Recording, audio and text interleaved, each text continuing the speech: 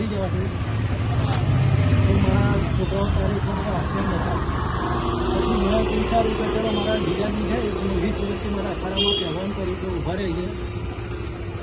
પહેલવાન તરીકે જ ઊભા રહેતા હતા મારા જીજાજી છે. તો મેં તો આમનો અખાડો હું 1-2 વર્ષ માટે આપી ત્યાં સુધી મારી તબિયત સારી થઈ જાય પછી મને અખાડો પાછો આપી દઉં. હવે આ વ્યક્તિએ એવી ગદ્દારી કરી મારી જોડે કે મને 2-3 વર્ષથી આ અખાડો પાછો આપતા નહીં. અમે પ્રમુખ જોડે ગયા તો પ્રમુખ બી એમના પક્ષમાં જ બોલ્યું અને મારા અખાડાના છોકરાઓ બધા રખડી પડ્યા છે. એટલે આ અખાડો મને પાછો મળે એવી તમને વિનંતી છે. અને 1 નંબરનો ટીચર છે આ દીપક ભૈયાજી સોલંકી, જે મારો મેં એને વિશ્વાસથી આપ્યું હતું અને આજે મારી જોડે એણે ગદ્દારી કરી છે. અમને પોલીસ સ્ટેશનમાં બોલાવ્યા હતા. 1-2 વખતે ઊંઘી ગયો. પોલીસવાળા કહે તમારે કોઈ ચિંતા કરવાની જરૂર નહીં, તમને તમારો અખાડો મળી જશે. કયા પોલીસ સ્ટેશનમાં બોલાવ્યા? શહેર કોટરા બોલાયા, સીપી સાહેબે કીધું.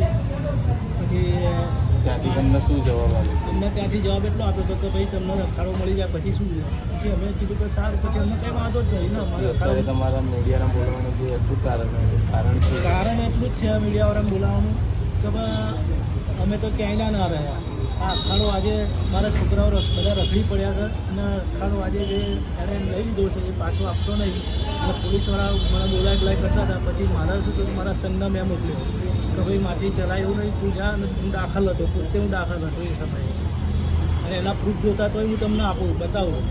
અને મારા પ્રૂફ બી જોતા હોય 35 વર્ષના તો હું તમને બતાવું.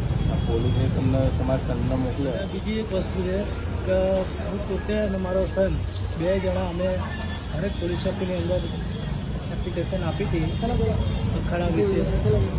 જમાલપુર આપી, કારંજમાં આપી, માણેક ચોકમાં આપી, શહેરકોટરામાં આપી, સુરતપુર પોલીસ ચોકીમાં આપી, સીપીએ સાહેબ પાસે ગયા. પણ શરૂમાં એમનો રિસ્પોન્સ એવો સારો આપ્યો અને પછી એન્ડ ટાઈમ પર અમારા ના પાડી દીધી કે હવે અમારાથી કશું નહીં થાય.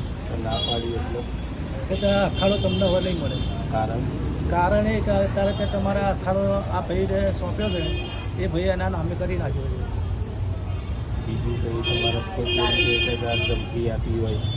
ધમકી તો કોઈ આપી નથી, પણ રિસ્પોન્સ સારો મળે પોલીસવાળાઓને. તેનો ધમકી તો મને દીપકભાઈ વિજયભાઈ સોલંકી છે ને એને હાથ પગ તોડી નાખવાની મને ધમકી આપી હતી કે તમે જો ફરી અખાડો લેવા અમને બોલાયા તો સાહેબે ફોન કર્યો કે ભાઈ તમે આવી જાઓ અત્યારે. તો મેં સાહેબ બોલતા ગયા પપ્પા આવી શક્યા નતા.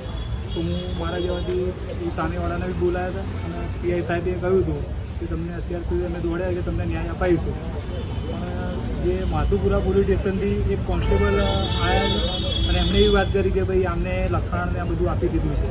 તો મેં કીધું ભાઈ તમે કોણ છો? મેં કીધું માધુપુરામાં લખાણ ક્યાંથી થાય? અમારા લખાણ તો જે અમારા પ્રમુખ સાહેબ છે એમની પાસે થયું. તો તમે ક્યાંથી આવ્યા? મેં કીધું તમારી પાસે હોય લખાણ તો લેતા આવો. એના પછી પીઆઈ સાહેબનું નિવેદન બદલાઈ ગયું. પીઆઈ સાહેબે એવું કહ્યું કે ભાઈ હવે જો આ ભાઈ આપવાનું ના પાડે છે એટલે કે હું કંઈ કરી શકું એમ નથી, એટલે કે તમે હવે આવતા નહીં. તો એ મારફતે મારે મીડિયાને બોલાવવાની જરૂરત પડી. લખાણ એટલું કે પપ્પાએ સાચવવા આપ્યું હતું કે ભાઈ વિશ્વાસથી એમના સાથે હતા 20 વર્ષથી. તેમણે કહ્યું કે ભાઈ તમે અત્યારે બંધ રખાય એવી હાલત છે અને બંધ રાખવું રદ થઈ ગયું, એટલે કે તમે વિશ્વાસુ માણસ જો તો હું તમને સાચવવા આપું છું.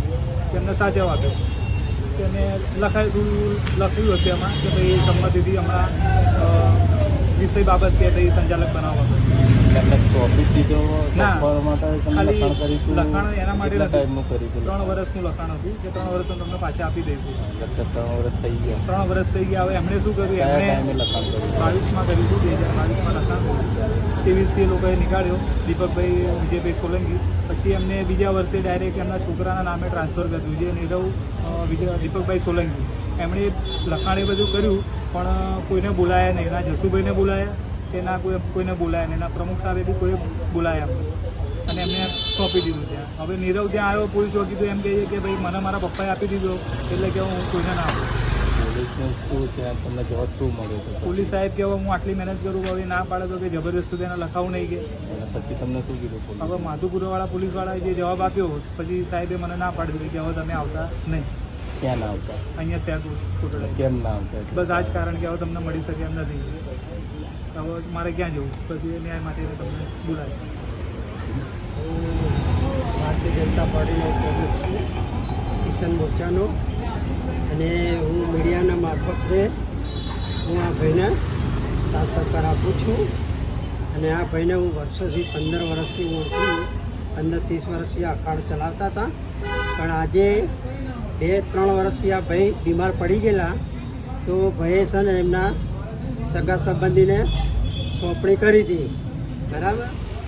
પણ હવે આ બિચારો લાચાર માણસ હતો, તો કંઈ કરી શક્યા નહીં. પણ જે એનો છોકરો હતો બાબલો, જરા હોશિયાર છે અત્યારે હાલમાં, તે દોડમ દોડી કરતો હતો. આ પોલીસ ચોકી જાય, પેલી પોલીસ ચોકી ગયા, પણ કોઈ સાંભળતું નહોતું. પછી છેલ્લે અમારે આ મીડિયા મારફત જાણ કરીએ છીએ, બરાબર. પણ મીડિયાવાળાને જો હું વિનંતી કરું છું કે આ ભાઈનો ન્યાય પૂરેપૂરો મળવો જોઈએ અને એમનો અખાડો જેમ હતો એમ એને પાછો મળવો જોઈએ, બરાબર.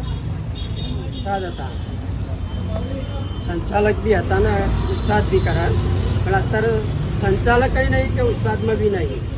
જેણે અખાડો લઈ લીધો એ બધું એના નામ પર થઈ ગયું, બરાબર. જય શ્રી કૃષ્ણ, જય જય.